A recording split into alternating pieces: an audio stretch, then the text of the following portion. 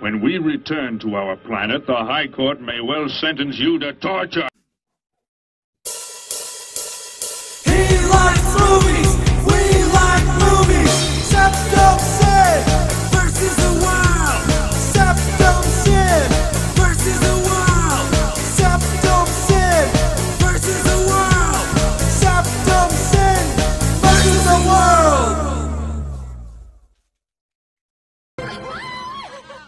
I'd buy that for $1. Greetings! You're watching SeptumSin versus the World. I'm SeptumSin. I'm here with Kotobuki Jake. Hey. And we're here to bring you another Top 15. The Academy season has started, and it has started with a bang. So as we are racing our way to the Academy winners, we're going to bring you a nice Top 15, and Kotobuki Jake is going to explain the rules.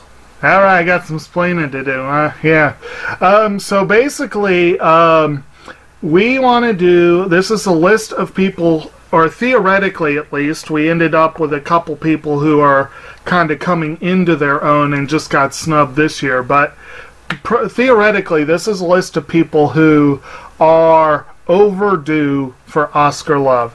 Some of them got snubbed this year, some of them have been snubbed in the past. Theoretically, they've all been snubbed in the past. That's what we were going for.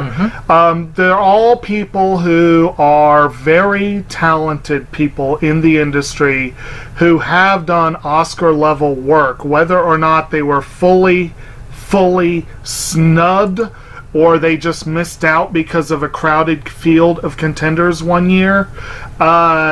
These are people who are very talented, who have done Oscar-level work in the past, who in most cases we're hoping are still doing so, and who are still alive and with us and could theoretically win in the future.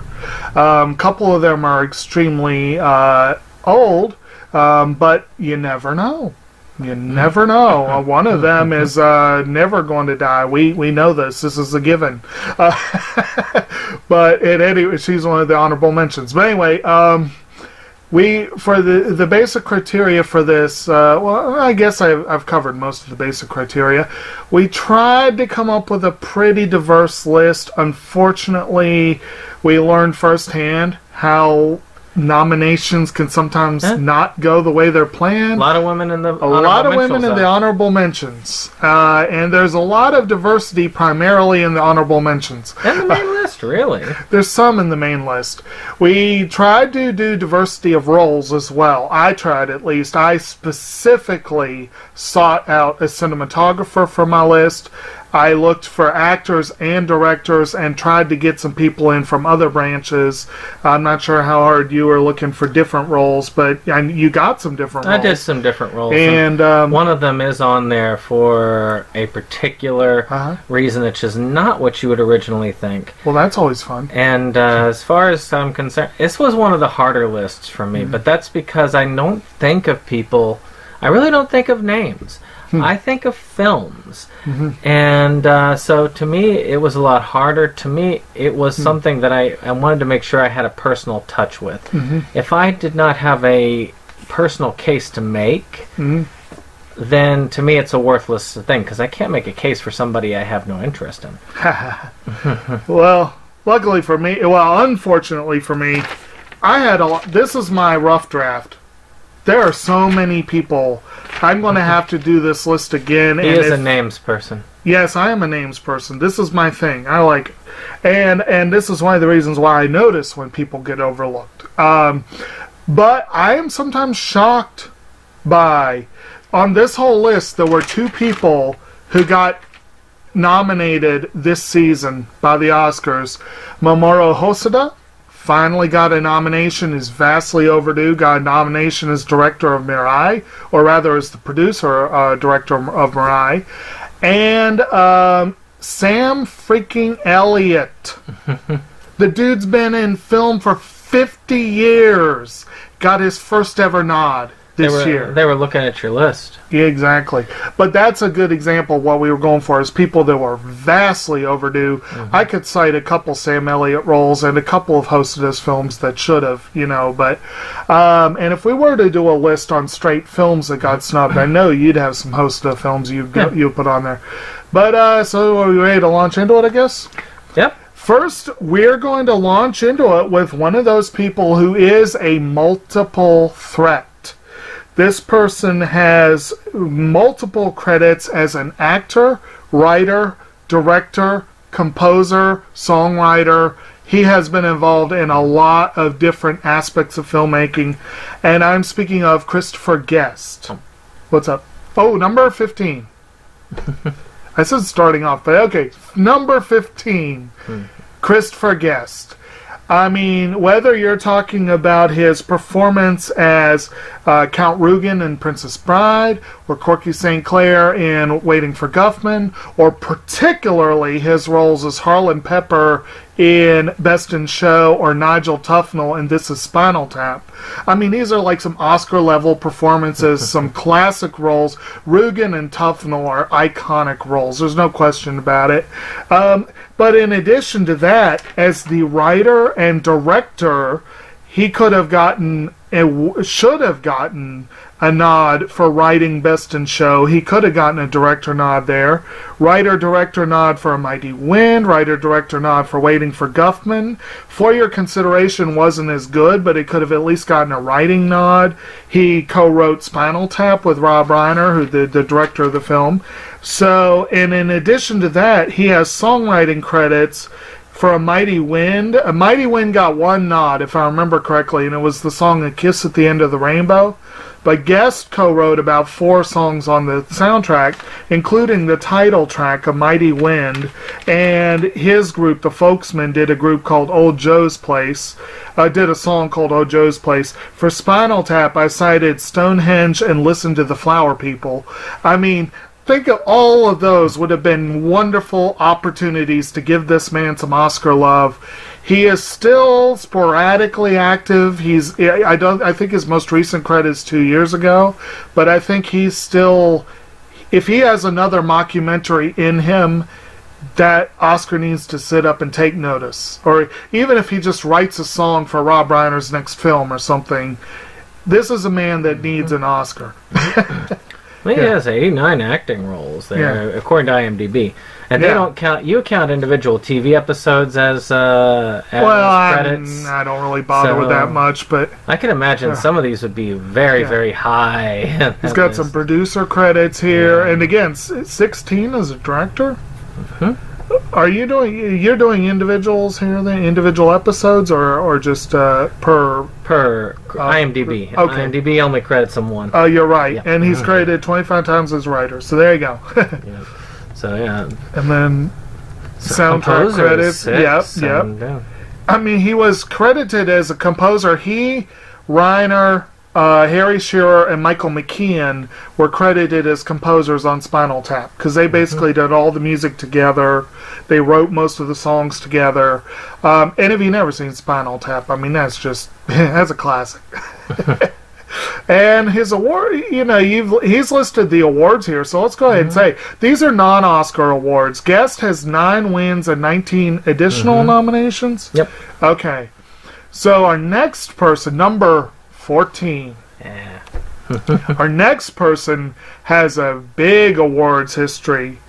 18 wins and 83 nominations, and I can guarantee you the vast majority of them are one for a particular film that I'll come to in a minute. Emily Blunt made our list. She is one of the people who's widely considered one of the biggest snubbies this year. Her double threat as Mary Poppins in Mary Poppins Returns and as Evelyn Abbott in A Quiet Place.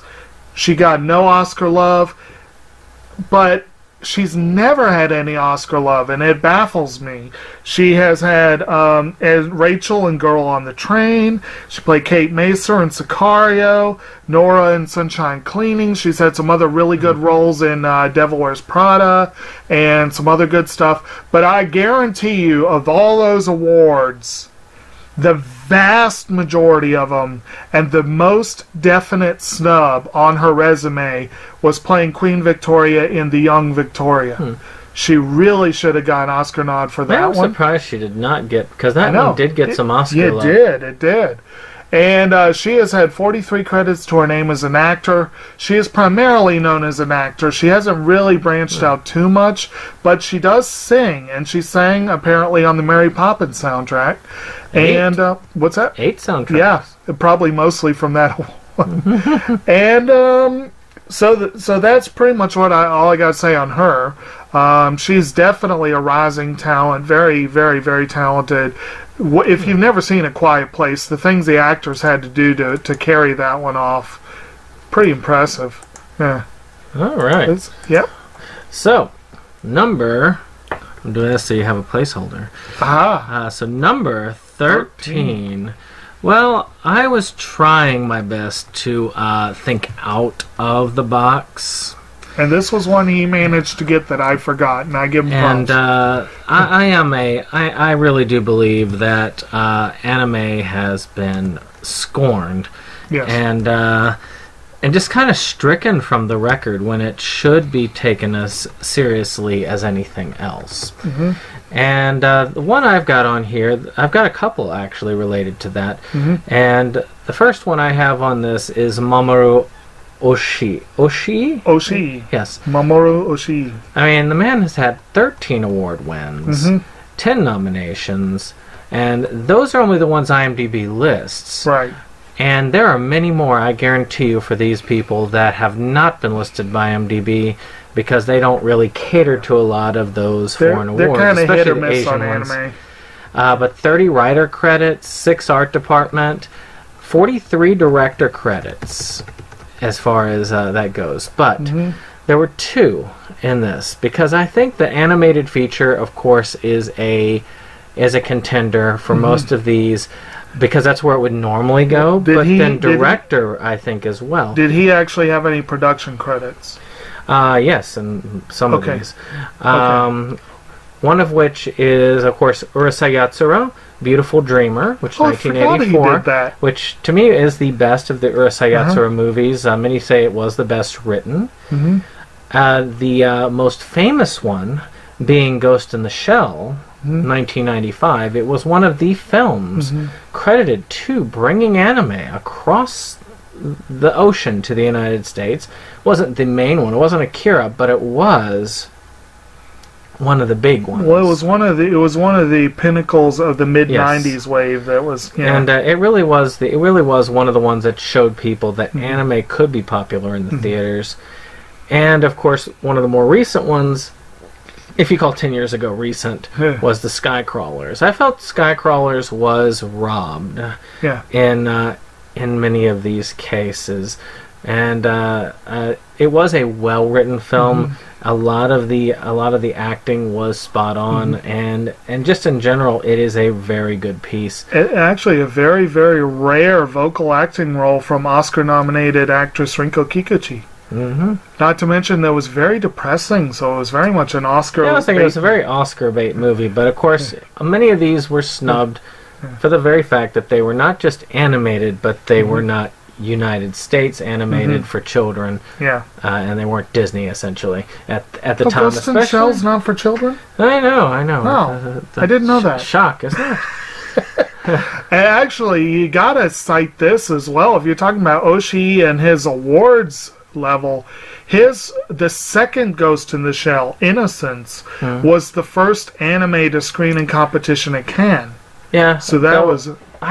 To me, it just wasn't an Oscar-worthy film. I did not like it one bit. I didn't like it as much, but again, from its awards history, that's a... Okay. My next one, I feel like these two have been robbed, if only for the sheer holy crappery of what they've had to accomplish in the last couple films they've done. Number 12. And number 12. We have Joe and Anthony Russo. The Russo brothers primarily got their start doing television, and they've done some quality television, Arrested Development and all that stuff. Way back in the day, they shared writing and directing credits on a little film called Welcome to Collinwood. Not quite Oscar level, but pretty darn good. But what's really put them on the map lately is they directed a little espionage thriller that got a few people happy, called Captain America the Winter Soldier. And Marvel Studios liked them so much that they tapped them to do Captain America Civil War, and then Avengers Infinity War and Avengers Endgame. And come on, people. To juggle that many balls in the air and not drop them and not get a director nod? Really? I mean, just this sheer... You know, there was that joke, that meme, that very sad and unfortunate meme that Avengers Age of Ultron broke Joss Whedon. If Joss Whedon couldn't handle it, and then these two came in and did it like it was nothing. I mean, there's some skill. I don't care if you think, oh, it's just comic book movies. They were tying together 10 years worth of comic book movies and tied them together. The only part about Infinity War that wasn't seamless is where in the flippin' hell is Valkyrie? Everything else about it worked. You know? And it was like, these two not only got snubbed this year, they got snubbed for Civil War. And honestly, there were people that thought they got snubbed for Winter Soldier. I mean, Winter these Soldier are was all considered one of the better regarded Marvel movies. Now, they have gotten awards history. Anthony has 3, Joe has 4 wins. Anthony has 9 nominations and Joe has 11. They both, again, writer, director, but I guess Anthony has an editing credit. They both have production credits. They don't have any production credits on the Marvel because Kevin Feige, but and Joe has done some acting, but you know, nothing major. He apparently showed up in a couple of the Marvel films in bit roles, but still, that does show some versatility there. I do think these two got royally snubbed, and I think even just with the films they've had, they've established themselves as being overdue for Oscar. Yeah. Well. Yeah. Number 11. And this one shocked when I realized that he's never had Oscar love. Well, I think about Oscar. I like to think about art house. I like to think of Criterion. Even though Criterion has films pretentious. Even though Criterion has only, well, they're not ones that are mainly the Academy. Matter of fact, they don't have a lot of the Academy Award winners. They have a lot of stuff the Academy would never touch, yeah. But we talk about diversity. Really and truly, this is a part of diversity because it is a French director. And that is JeanLuc Godard. Yeah. This man has had 40 wins and 47 nominations. He's been in the game a long time, with 95 writing credits. Well, he was born in 1930. Yeah. He's been around. Still a hard worker. Yeah. I mean, 127 director credits. He's got a director credit this year. Had his hand in cinematography, editing, producing, and acting for 45 roles. Even one soundtrack. Of course, I would love to see some of the director or foreign language nominations, and Masculine Feminine is the only one that I'm super familiar with. It does have a Criterion release, and it is an excellent film for those of you who love French films, of course. And like these things, at the very least, should have gotten a foreign language nomination. Well, they might have, but it might have been France. Like I said before, it's a freaking country gets a nomination. Yeah. It's pretty stupid. Again, I am sad to see it, that he has been kind of looked over. And to me, you can't say artistic any more than a French director. You can't say, I mean, Godard. I mean, you know, he's the guy that's... Yes. And I will admit, it's partly that reputation. I don't think, I'm looking through his credits, I don't think I've seen Godard. I know that's really bad. I'm a bad film critic. That I don't think I've ever seen any of his films. But... Even Masculine Feminine? No, never saw that one. Wow. Yeah. One day I will have to, but I might have seen Breathless. I know that's considered one of the big I do ones. know that one, but Yeah. I have not seen it. Yeah, I mean, a lot of these, the big French directors I'm less familiar with, but I will concede that Godard should have had some Oscar love, just if only for the name recognition, and if he's still working, it could happen. Although he's, let's see, He's still alive. if he's born in 1930, He is still alive, so He's he could in just theory- shy of 90, Hey, I mean, he's not the oldest one on our list. Actually, Kurosawa was working up until his Yeah. late 80s, so if he can do it, Yeah. Well, I mean, Ennio Morricone got an award for being when he was almost that old. Anyway, so the next, speaking of major foreign directors who have been very overlooked come Oscar time, one that I am quite fond of, that I am not super familiar, but I've seen, I think, 4 of his films, is the Taiwanese director Wai Wong. And Wai Wong, you speaking of Criterion films, I have the Criterion edition of his film In the Mood for Love, and that is a phenomenal film. I love that film. He directed it, wrote it, and was a producer on the film. So that right there is 3 Oscar nominations he got robbed of, that he should have had for that film. I think the film was a nominee for foreign language feature, but here's another thing. His most recent one, a few of his films have an Oscar history. His most recent one that I'm aware of was a film called The Grand Master, which was about the Ip Man. yes. And The Grand Master did not get a foreign language nod, but it did score 2 Oscar nominations. I think it was costume design and production design. But not the ones that he was involved with. But he was not involved, and so he once again went empty-handed. Also, he did the Chungking Express, which he wrote and directed. He wrote and directed 2046, and he wrote and directed Grandmaster. So that right there, I'm not sure the Grandmaster is one I would push heavily as a snub, but it was criminal that he was still without an award. But Chungking Express and 2046 is one of the trippiest movies I've ever seen, and it's gorgeous. I mean, these films, Wong is overdue for Oscar love. He is very, very, very highly regarded. He's probably one of the most highly regarded Asian filmmakers. So the fact he's never gotten a nod. He has a lot of international, 41 wins, 79 nominations. He's credited with 34 writing credits, 31 directing credits, 22 producer credits, 1 art direction credit, and 4 acting credits. Because he's kind of like the Russos. He occasionally shows up in small roles. You know, a lot of directors like to do that. They just show up here and there in small roles. But yeah, he's overdue. He really is. Number 9.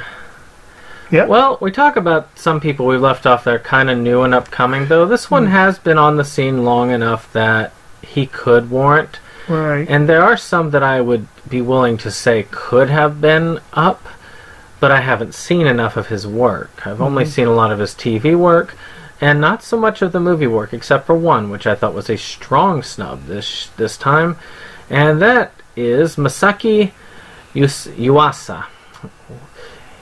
This man has won 6 awards with 7 nominations, with 12 writing credits and 16 director credits under his name. And, of course, animated himself on the animation team for 26 of those. And I believe animated feature...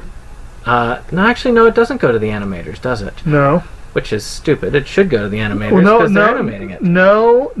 Animated feature should go to the producers, just like the 4. This is why I say Then they need an animation. They need an animation category. Yes, they do. But any case, he was a director of Night is Short, Walk On Girl, which was 2017. That one is a recent one. It was You Over the Wall. Was that it? Night is Short, Walk On Girl, and Lou Over the Wall were both Oscar contenders this year, and they were both snubbed.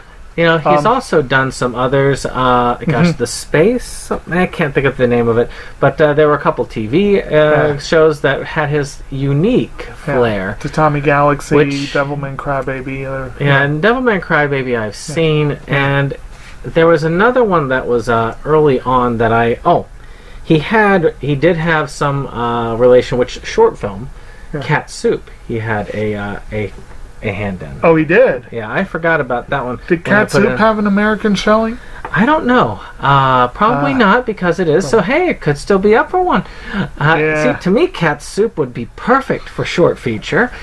It is artsy as all get out and has very hard to find meaning. Is it a half hour or 40 minutes, or is it longer? Less than that. I think it's less than a half hour. I think it's at least. I think it's a half hour. Yeah. So a short has to be less than 40 minutes. Oh, so it's definitely less than that. Yeah. And to me, his artistic director has a unique style, which is even unique for his country of origin. This is a unique anime style that, to me, is far beyond the typical anime. As far as differentiating his style from a lot of the others out there. So to me, it is a shame that this one has not gotten the nomination. Yeah. And again, this was one that, strictly speaking, didn't quite fit the rules, but whatever, he's awesome and he got snubbed this year.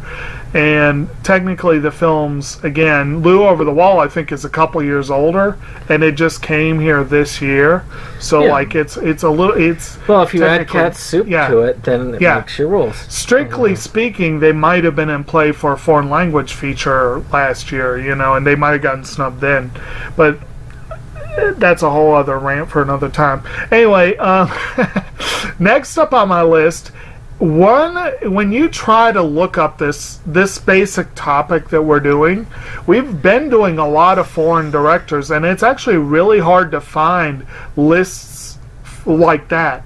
Especially once you get away from director, there are very few lists that you'll find you'll find actor lists out the wazoo.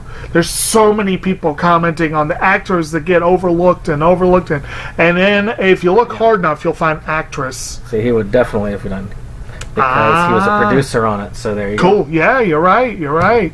So if that was released in an Oscar-eligible platform. Yep. Which short films, I have no freaking clue. There are rules, and I've read the bylines, but there's so many exceptions and loopholes. It's weird.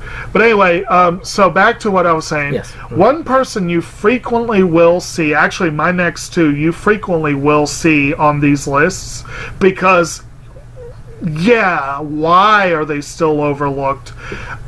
One who frequently makes actor lists that should have been nominated is Steve Buscemi. Steve Buscemi has a very, very storied career. He has had 29 wins, 64 nominations, probably a large chunk of those for his pretty awesome performance on Boardwalk Empire as Nucky Thompson. But of course that's television, so it doesn't really count.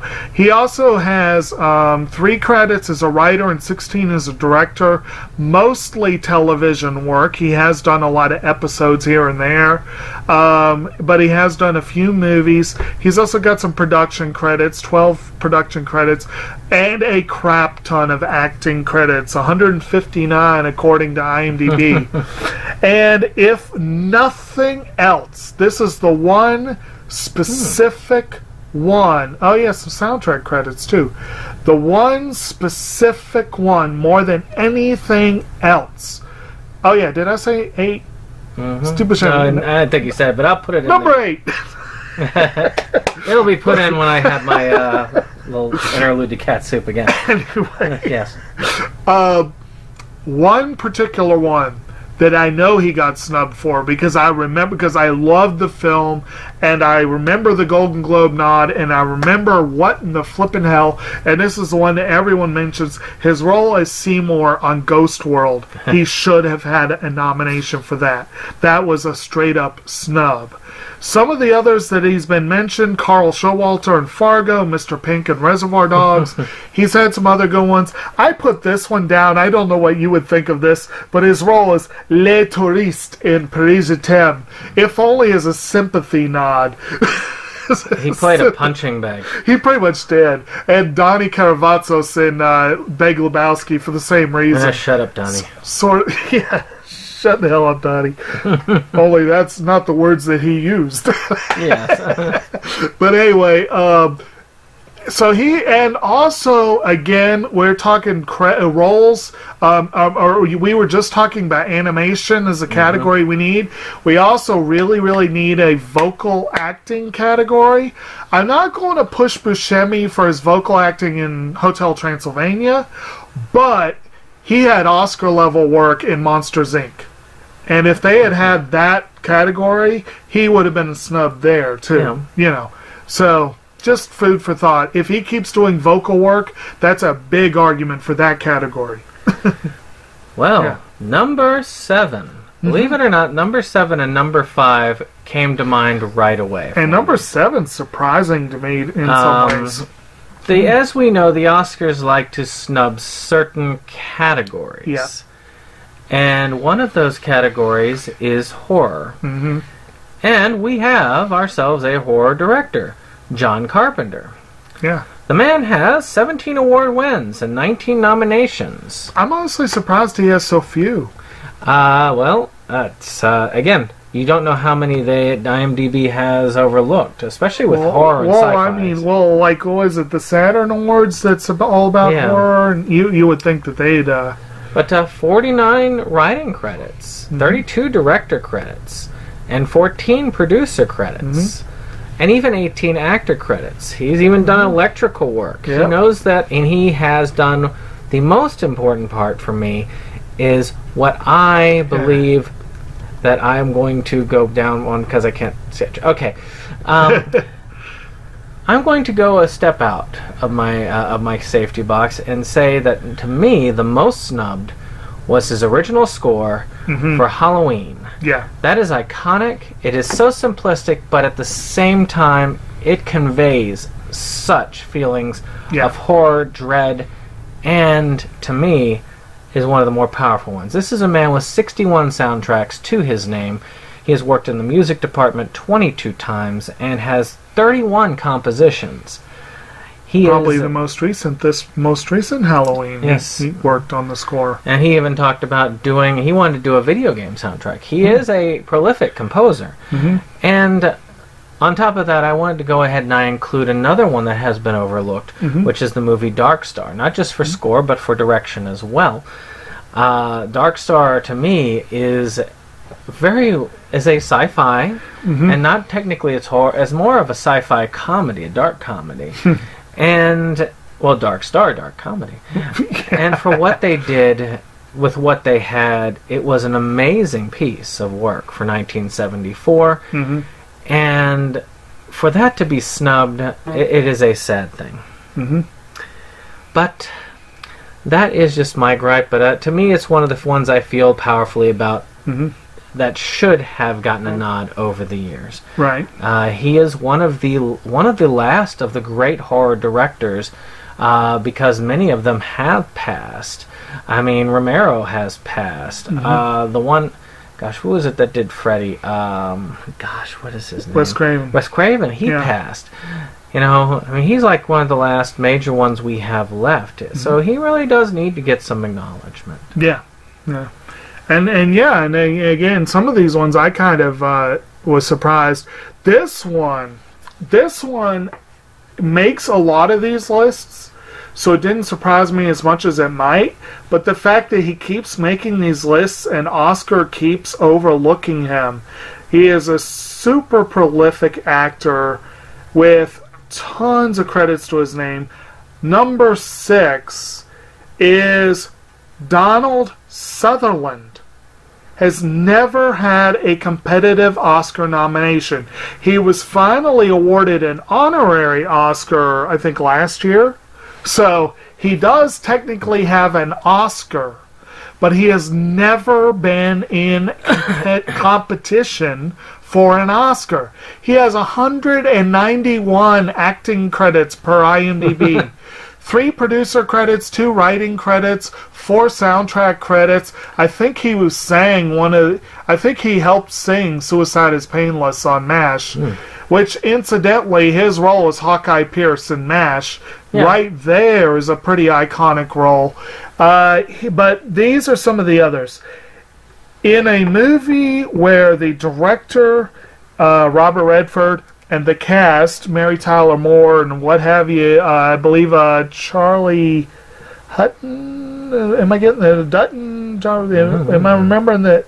Timothy Dutton. Sorry, I'm getting my names mixed up. They got so much praise for Ordinary People. Sutherland was every bit as good as everyone else in that film, and he got overlooked. You know, a film that was very weak compared to what it could have been, but it was still pretty good, was Joel Schumacher's version of John Grisham's A Time to Kill. As a boozy ex-lawyer, Lucien Wilbanks, Sutherland was phenomenal in that film. He was one of the best things in it. And 2 of his most notable and awesome roles have been very recent. His performance as President Snow in the Hunger Games franchise is a highlight of the films. He is a wonderful villain in those films. And his role as Mr. Bennett in Pride and Prejudice, just awesome. He has one of my favorite lines, which I think is directly out of the book, but the way he delivers the line, there's something like where he's talking with Lizzie and he's like, well, you find yourself in a very difficult position, because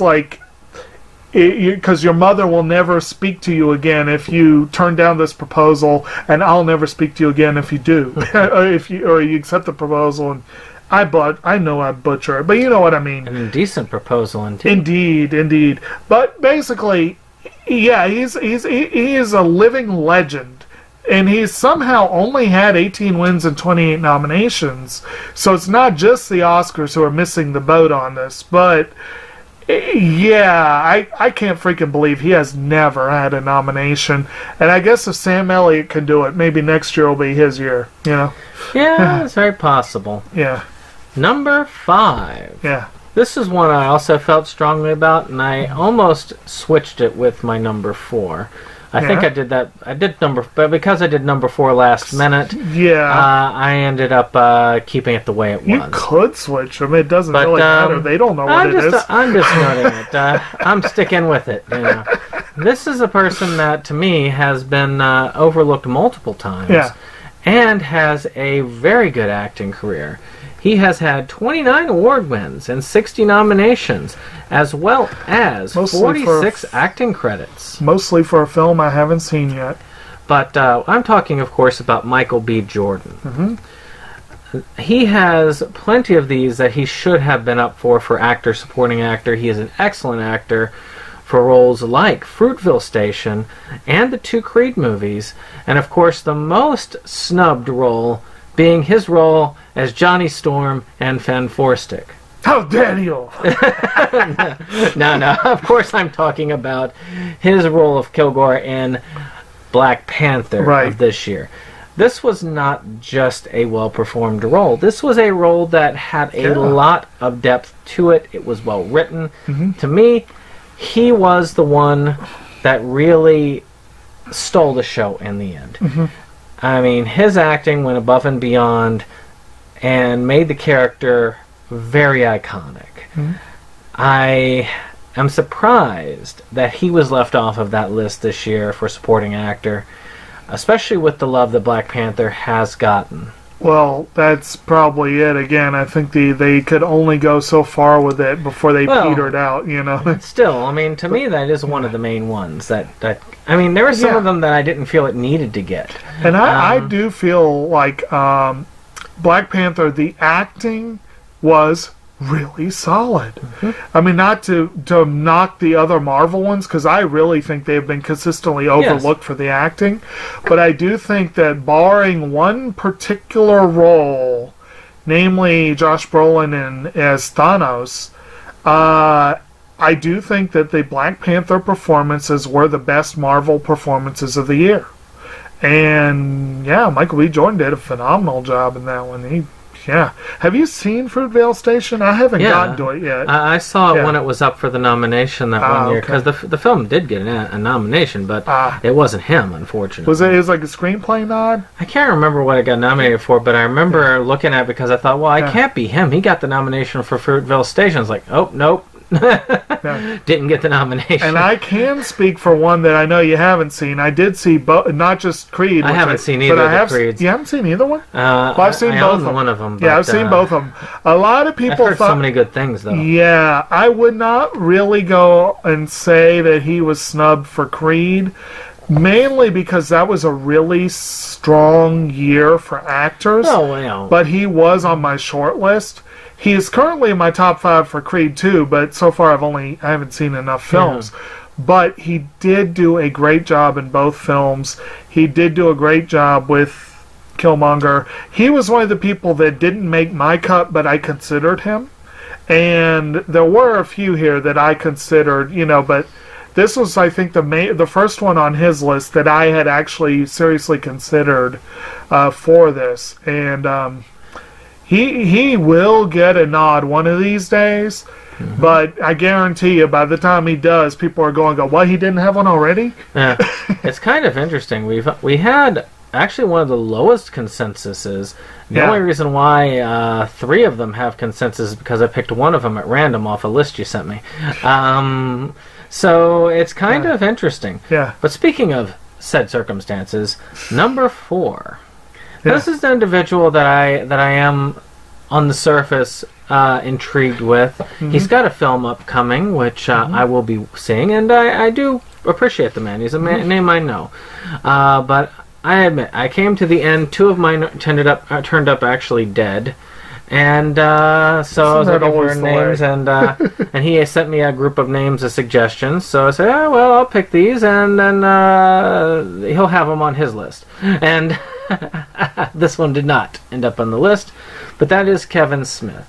Now, I do appreciate the man. He has been one heck of a comic book advocate, and has changed the game film-wise in many aspects, in many respects. I mean, he does have a pretty strong awards history with 14 wins and 24 nominations, 36 writing credits, 30 director credits, and 37 production 37? Yeah. He's also been an actor in 61 roles, and has done 3 soundtracks. Probably 40 of which were Silent Bob. So I've got 3 that I've known. One of them is the most major snub that I can think of, and that's Chasing Amy. Chasing Amy still is his best film to date. Best acted, best written, and it does evoke a certain charm that is hard to beat. It's the only film of his, I think, that has a Criterion release. So far, yeah. And though I still feel Clerks deserved a lot more love than it got. Clerks, to me, is a classic. And, of course, Yoga Hosers, which obviously was the best film I still he need ever to see directed. that. No, because the butt sausages. Lovely. No. Jay and Silent Bob strike. I know, wrong one too. Dogma. Yeah. Because many people overlook Dogma, but to me, Dogma was actually quite powerful in its direction. And I think really Kevin Smith misses the boat because he's Kevin Smith. He did try to not be Kevin Smith for a few films, but that didn't quite work out for him. So he's kind of gone back to being Kevin Smith. Even so, though, he tried spreading his wings and trying different stuff. Yes, he has done that. And people get really, really opinionated about Kevin Smith. It's really funny. And I don't care what people say. I liked Jersey Girl, and I liked Red State. I didn't mind Jersey Girl, but I didn't love it by any means. Well, I didn't love it either, but I liked it. But with Red State, he showed me, like, holy crap, this is Kevin Smith? What? He, like, totally reinvented himself for that film. And Zack and Miri Make a Porno is one that most people overlook and don't even realize that's him a lot of the time. But, The only one I haven't seen of his is Tusk. Yeah. I've seen even the animated, the Jay and Silent Bob animated movie. I've seen a lot of his stuff. As I said, though I admit he was one that I might have put lower on the list if I had thought about it earlier on, I still think that he is a worthy person, and I don't think that this position is unwarranted. No, not at all. I do think he was one that I considered, like you said, it was on a list of people I sent him as possibles. I considered Kevin Smith. Mainly, he's one of those people where his recent output has been spotty. But again, every now and then he shows a little flash of inspiration that I think he could still have an Oscar movie in him, and he definitely has been snubbed in the past. And he definitely is hardworking. He is very much in the industry doing stuff.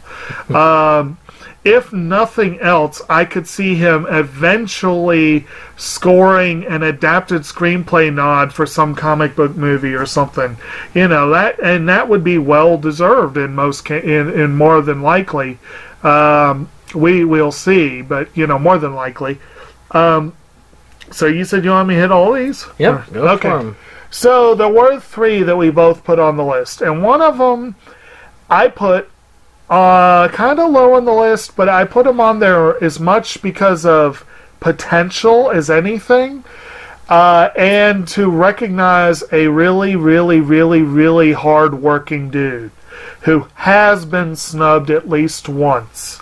And I'm talking, of course, number 3, or perhaps I should say numero 3, Danny Trejo. Y'all are probably going, what? Danny Trejo has only had 3 wins and 6 nominations to his credit at this point. However, he has 12 production credits, which is impressive. According to IMDb, 373 acting credits. That is some serious work ethic there. That's impressive. That's a lot of stuff. And if nothing else, he deserved Oscar consideration and could even be considered a snub for a little film he did back in 2006, I think it was. He played Dean Walker in the Maggie Gyllenhaal vehicle Sherry Baby.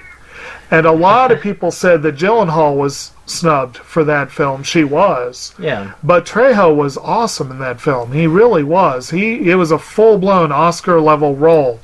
And, he's had some other pretty iconic roles. I don't think anyone would say Oscar and Machete in the same sentence. But, if he keeps having really great roles like that, and with meteor roles like the one from Sherry Baby, and he's had some other really nice ones here and there, in Fanboys, he plays like a mystical shaman type. Yeah. And then one of his most interesting off-type roles, I think, was as the very, very, very, very, very, very protective, tough as nails, you don't want to mess with this guy, but also warm, loving, ugly sweater-wearing father-in-law in A Very Harold and Kumar Christmas. Yeah. He's I've heard a lot about him, that he's a nice man to work with. I didn't want to present on this one necessarily because I put him late on the list knowing that he would make the honorable mentions and didn't realize he was going to make your list. Because I looked at this in a slightly different manner than you did. I didn't look for the racial diversity necessarily, though I did have a lot of diversity on my list, which is strange. Yeah. But Trejo is good for that. Yes, he is. And to me, I looked at it more on the body of work in general. Yeah. I mean, the fact of the matter is the man has worked his butt off. Yeah. He's not Godard age. He's still within the age to continue acting, and he's what, 60s maybe? Yeah, 373. Yeah. Even if they're bit roles, that's still a lot of films. Yeah. And I just couldn't find one that I thought was an Oscar snub, so I was like, he'll figure it out. Well, and not all of them are Oscar level. I mean, you got stuff not all of them. Majority of them are not Oscar level. You got stuff like Pool Boy, Drowning Out the Fury. I mean, Ghost Quake, or, films like this. But on the other hand, in a way, you kind of got to give the dude props for being willing to do. From Dusk Till Dawn was another one he was in. But they wouldn't have given that. No, either. no. Let's see, born 44, so he's 77. He doesn't look it from what recent pictures. 70? Well, holy crap! He's pretty spry for a 70-year-old man. Okay, so there you go. He's still got a good career ahead of him theoretically. But yeah, it's and again, you kind of gotta like with Kevin Smith too. Kevin Smith, not everything he does is high quality or highbrow. Oh no! But he owns it. He makes it his own. Like the Jay and Silent Bob movies. Exactly. So the next up was actually the number one on my list, and this guy is. I seriously am like, how these two, the top two, are seriously, they're the two that were on both of our lists that I think you might agree with. It was a random pick from what you gave me. Well, both of these, though, are ones where I'm like, how in the bleeding hell? I thought he had gotten an award. No, awards, yes, like but no Oscars. But we are talking, of course, number two, John Goodman. He's been in a lot of Oscar-nominated stuff, including lately. He's been in a lot of Oscar-nominated stuff. But let's just look at some of these things here. He among the Oscar-nominated ones he was in recently, he had a key supporting role in The Artist. He had a key supporting role in Argo. He had some other really big ones. Probably my favorite of these was he played Harling Mays in Flight, and that was an Oscar-level role. A lot of people like to cite his role in Arachnophobia. He's had some other good stuff over the years. But in Big Dan Teague and Oh Brother Where Art Thou, that was a fun little role. But there are more. But there were a few, in particular to Mays, there were three I wanted to mention. As Howard in 10 Cloverfield Lane, he was downright scary. Yeah. He did a great job with that role. He was downright terrifying. And I'll just mention, talking about recent horror films, he also starred in Kevin Smith's Red State, and he did a really good job in Red State. But the two I really want to mention, these two more than any others, he got flippin' robbed. He got gypped. He got snubbed. Walter Sobchak in The Big Lebowski and Charlie Meadows in Barton Fink. Both Coen Brothers roles. They were both phenomenal roles. I think especially in Barton Fink, maybe the best performance he's ever had. He was so good in that movie. Of course, Walter's a little more of an iconic role, but he's also just a hair more of a caricature. But he owned those roles, and he made them iconic. And we've got an entire generation of people that will quote Big Lebowski endlessly, and I guarantee you Walter's lines are among the ones they like to say the most. Although we can't say them here because they're not safe for work. But those two roles alone, he really is overdue. Big time. Yeah. Nope. All right. We got some honorable mentions coming up. Actually, I should mention, as far as you're talking about, he has had 31 wins and 71 nominations. He's had a ton of acting credits. 158 roles, and that's another thing. Another hard-working actor. And not to mention, like you said, IMDb doesn't give indiindividuals. I was going to say they count Roseanne as one. I mean, Roseanne, maybe two, because it was two runs of the show. But yeah, he plays, what's his name, Dan Connor? Yeah. Classic television role, but that doesn't matter to the Oscars. But honorable mentions. So we had some honorable mentions here, and I did list the names this time. I've got them on. I've got them labeled this time. Yeah, I saw that. That was cool. So we're gonna roll that beautiful honorable mention footage right now.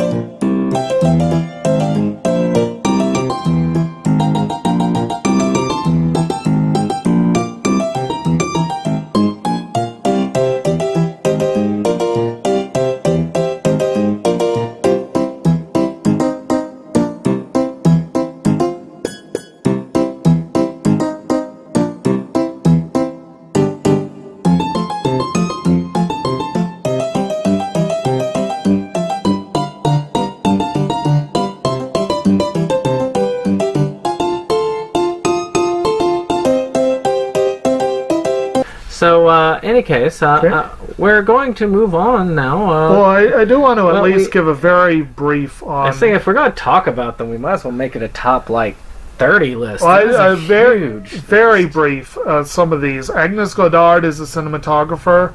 Again, I want to point out that women cinematographers have had a tough time getting Emmy love. She made a gorgeous film, A Dream Life of Angels. Michelle Yeoh was a snub this year for Crazy Rich Asians, but she also was snubbed for Crouching Tiger, Hidden Dragon, and arguably Memoirs of a Geisha. Irfan Khan, I had trouble picking a particular snub, but he has an enormous career. He is that Indian guy. I hate to say it, but he is. But he was hilarious in Jurassic World, and I would argue he deserved a nod for Life of Pi. And Ziyi Zhang and Li Gong are two of my favorite actresses. I could go on and on how many snubs they've had. And Hirokazu Koreeda, his film Shoplifters is up for foreign language film, but he doesn't get a nomination for it. He was snubbed for Nobody Knows, Our Little Sister, and After the Storm. Probably others, but those are the only ones I've seen. And he wrote and directed and edited all three of those films, produced Nobody Knows and Shoplifters. So, wanted to mention those. And I wanted to mention that I like how he put Betty White on the list. Lake Placid was Oscar material there. That's why she was low on the list, but I wanted her out there. But at any rate, number one, Ichiban. We have Makoto Shinkai. Yeah, we both put him pretty low on the list. No, I put him at number two. And he was That's my number not 4. Low. Technically, he would have been my number 3 if I was to count it right. Okay. Well, Shinkai has had 7 wins and 11 nominations, which is kind of surprising that there's so few. But this is a dude who has worked his butt off in several different areas.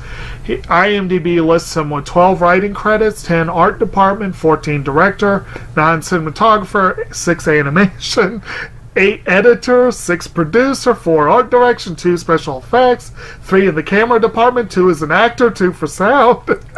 There's more. 1 for visual effects and 1 for the soundtrack. This is a multi-threat dude. And he got 4 last year. Last year. He got 4 big snubs. 3 really big ones. I'm still a little unsure about cinematography with animation, but he did get a camera credit for this film. But he was writer, director, cinematographer, and editor on Your Name. And that film was a huge Oscar snub. Huge snub. Oh, that's why. And not only... I was actually looking for it, but that's why. What's that? I was like, I've got the nice edition. Go ahead. And I'm only aware of 2 other films he did that got an American theatrical release. I tried to look them up, and I couldn't find. I think a couple. Yeah, there's Your Name right there. That's an awesome movie. But the most notable one that apparently did get a limited American release was 5 centimeters per second, which he was the writer, director, cinematographer, editor, and producer on the film, and he got Jack for that one. I don't think I've seen A Place Promised in Our Early Days. Didn't that one get a release? That got an American release. So that's at least 3 times. That was Oscar level. It was boring as heck, but it was definitely Oscar level. The other 2 were definitely Oscar level. Your Name is a flippin' gorgeous film. It's a great story. It's a great, great, great film. 5 centimeters per second is definitely an Oscar film. Excellent film. Depressing as hell. But Shinkai is a phenomenal talent. Again, multi-threat. And the fact he's not gotten a nod yet is nothing short of criminal. But he does have an upcoming film. Maybe that'll be the one to start turning it around. Maybe Mamoru Hosoda actually breaking that ceiling this year, getting a non-Ghibli film into the Oscar race. Maybe that'll help Shinkai. I can't believe Your Name didn't do it first, but, that's whatever.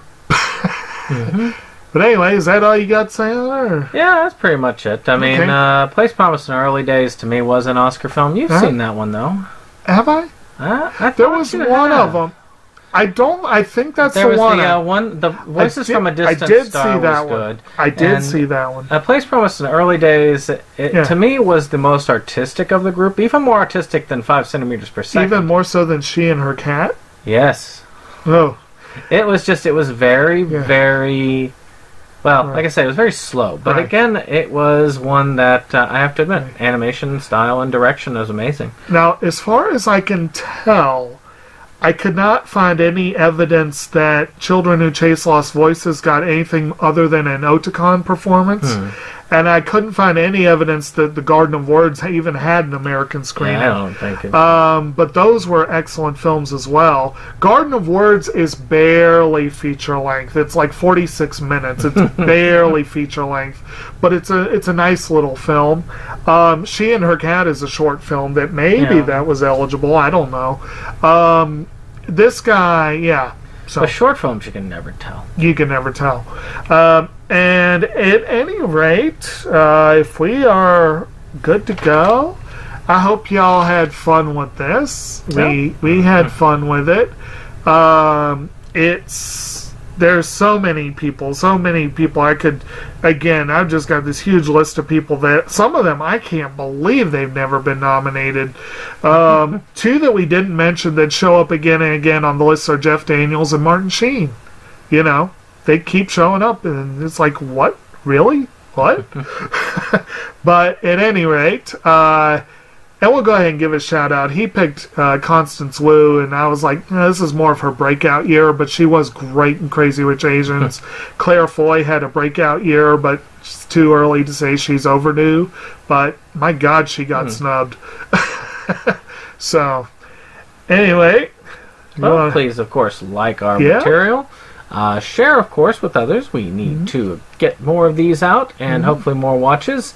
I'm glad for all of you who have made it to the end of this hour-long, almost podcast. And we will see you on the next one. All right.